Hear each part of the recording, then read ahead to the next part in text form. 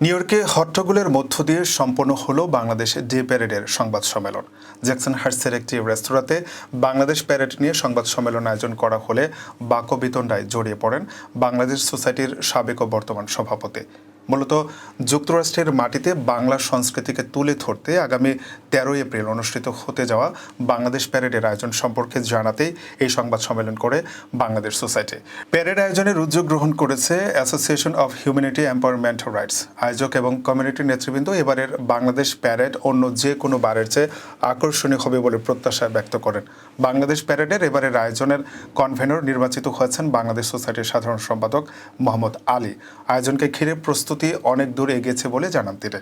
বাংলাদেশ প্যারেডের এবারের আয়োজনের অন্যতম উদ্যোক্তা কমিউনিটি অ্যাক্টিভিস্ট ও মেম্বার সেক্রেটারি ফাহাদ সোলেমান।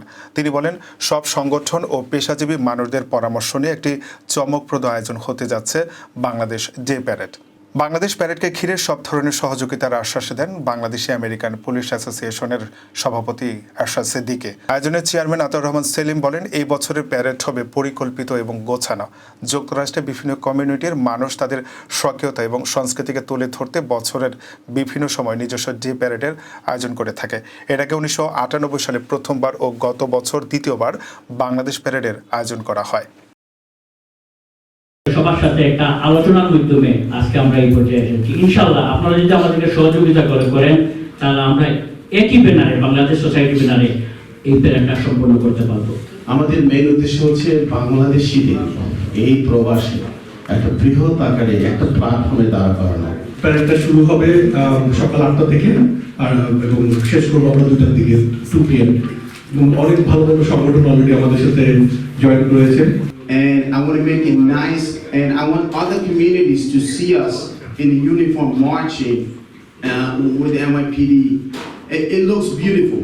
এই সোসাইটিটা ছিল একটা ঘরের মধ্যে লিভিং রুমে সীমাবদ্ধতা, সেখান থেকে আজকে বৃহত্ত আকার ধারণ করছে। কিন্তু আপনারা একটা বড় ট্রাস্টি আছে, পুরা সংগঠন আছে, আপনারা আলোচনা তো করবেন না? আপনারা কিছু পেয়ে এটা সিদ্ধান্ত নিয়েছেন, এটা আমার প্রশ্ন বর্তমান কমিটির কাছে। আপনি এটা বাংলাদেশ সোসাইটির প্ল্যাটফর্মে আপনি আমাদেরকে এই প্রশ্নটা করবেন, আমরা আপনাকে আপনাদেরকে যে বিনীত অনুরোধ আজকে এটা প্যারেডের দিও, আপনি তাড়াতাড়ি করবেন না আজিজ ভাই। আমি বলতেছি আপনাদের give my respect, give my respect please. I respect you as a president হিসাবে।